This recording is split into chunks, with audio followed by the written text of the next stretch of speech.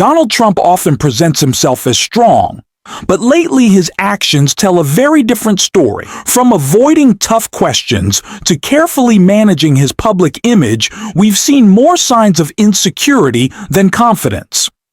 And now, his latest post on Truth Social may be the clearest example yet. While critics here at home see weakness, leaders abroad, especially Vladimir Putin, likely see opportunity. In fact, what Trump just admitted online may end up hurting him more than helping. We'll break it all down, but first, if you're enjoying this channel, don't forget to like the video and subscribe. It really helps us keep bringing you these updates.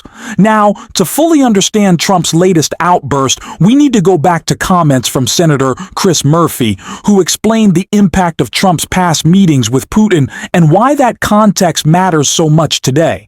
What about the argument that you heard Secretary Rubio make, which is he said he doesn't think that sanctions would make a difference in terms of forcing a ceasefire agreement? Does he have a point? I mean, after all, we have seen President Putin continue this war, dropping bombs relentlessly, despite the fact that there have been all of these sanctions imposed against him. So he is right that sanctions have not had any practical impact thus far.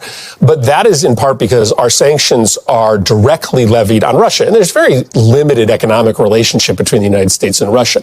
These next sanctions that we're talking about, that Congress is considering authorizing, are actually secondary sanctions, sanctions that would make it hard for Russia to continue to do business with countries like China and India, who are essentially funding the war. So this next set of sanctions could be much more impactful. The problem is, in the Senate, the Republican leader won't even bring up a vote, a debate on this bill, because Donald Trump doesn't even want a discussion about these sanctions because he's so worried that it might upset his great friend Vladimir Putin.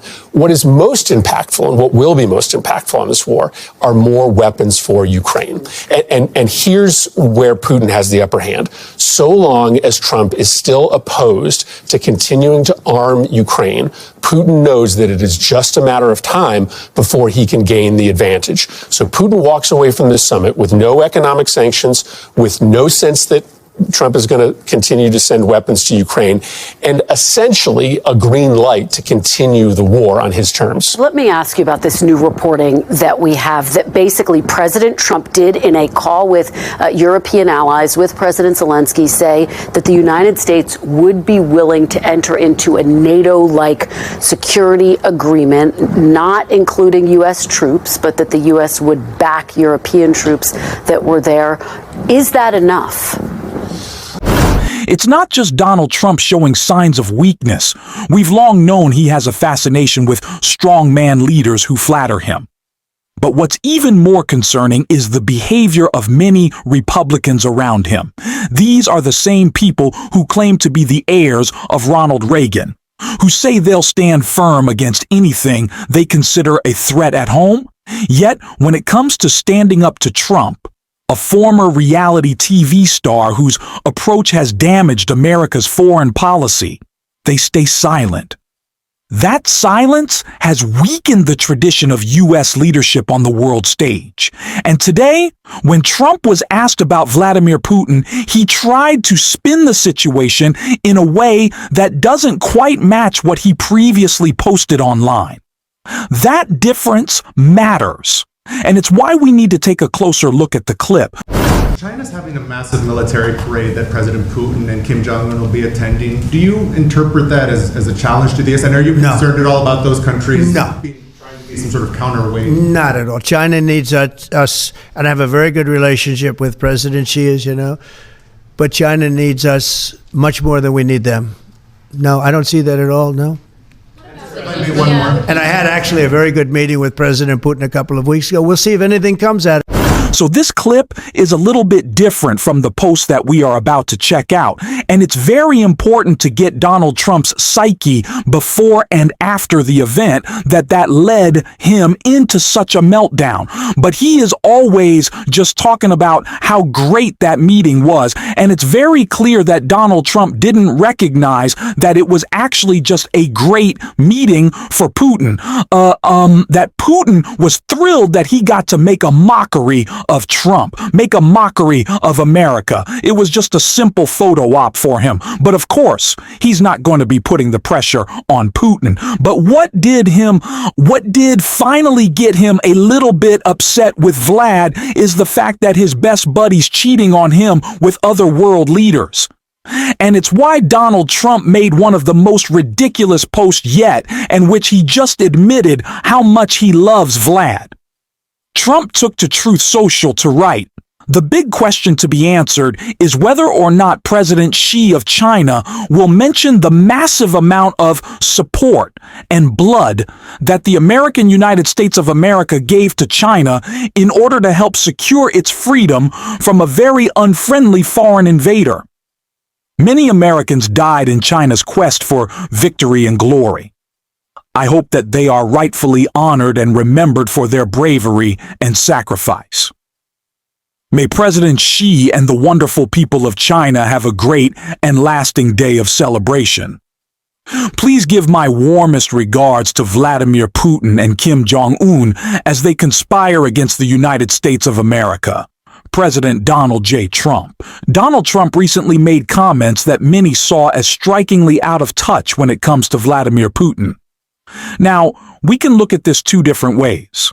Either Trump is genuinely frustrated with Putin, especially after seeing him meet with world leaders like President Xi and Prime Minister Modi. Or the reality may be much simpler. Trump is upset that he's no longer at the center of attention. For years, Trump has talked about leverage in negotiations, about who holds the cards. But with Putin, the dynamic has always seemed one-sided. Time and again, Trump gives away leverage rather than using it, openly praising a leader who undermines U.S. interests and weakens Ukraine's position. That kind of approach doesn't show strength. It signals dependency. This latest outburst on Truth Social is less about strategy and more about frustration. Frustration that Trump feels sidelined while Putin builds relationships elsewhere. And beyond the words, it raises a bigger question. Where are the solutions Trump once promised? Where's the pressure on Putin? Where are the steps to bring an end to the war? Instead, what we see are broken promises piling up, not just on foreign policy, but also on other issues now resurfacing, including those raised by figures like Thomas Massie and Ro Khanna. We need to have the overarching value of trust in government be there. And in this case, as an exception, we should release everything and trust the American people to make a distinguishing discernment between someone who got a scholarship grant from Epstein and someone who was at a sex party for Epstein engaged in sex trafficking. Congressman Massie, one of the things that I find so striking here is that the Bureau of Prisons had to actively sign a waiver to move Ghislaine Maxwell to a facility that is so low security that by the department's own regulation, she cannot be in. And that happens after she met with Todd Blanche and she said that, Donald Trump was always a perfect gentleman. Isn't there a role for some congressional oversight here about how exactly that came about? Oh, absolutely. This is unprecedented, the kind of treatment that she's been given. I think the best way to clear President Trump's name is to release all the files. I actually don't think he's done anything criminal. I think he may be covering for some rich and powerful people that are friends of his. And in fact, some of those billionaires are running ads against me in Kentucky right now. One of them is in Epstein's black book. So we're getting close to the center of power here. And I think, embarrassment is not a reason to conceal all of this stuff. We've got to get it out in the open, regardless of whose friends might be incriminated. Congressman Khanna, do you have a sense that take me through the actual timeline here, and do you have enough confirmed yeses to actually get the number you need? Because I've been covering Congress for 20 years, and I could list you 100 discharge petition stories I've covered, and I don't think I've ever covered one that got over the line. Don't jinx us, Chris. Don't jinx us. We've got 212 Democrats, and Thomas Massie has done an extraordinary job. We have 4 Republicans already on the first day, so we only need 2 more. I just want to say this about Congressman Massie, and I hope I don't hurt him more in his district by saying nice things. But wherever you are on his ideology, he's a profile in courage. I mean, he's got billions of dollars being spent against him. He's got billions of dollars because people don't want the Epstein release. He's got billions of dollars because AIPAC has been attacking him because he's spoken out for human rights in Gaza. And we don't agree on everything, but I wish there were more members of Congress who voted their conviction and stood up for their conviction. And this would not be possible to get to 218 if it weren't for his leadership. But don't give me too much of a compliment. If you dig into what he said, Ro Khanna is responsible for 212 of the signatures, and I have to get 6. He will probably get his 200. Yeah, they're the harder 6. It's a much. Let me talk about the 4 who are already signed. So we just need 2 more. But it's myself and 3 women: Marjorie Taylor Greene, Nancy Mace, and Lauren Boebert. And these are women taking up for women. And I think we need more men on the Republican side of the aisle to step forward and do the right thing. We have to keep the pressure on.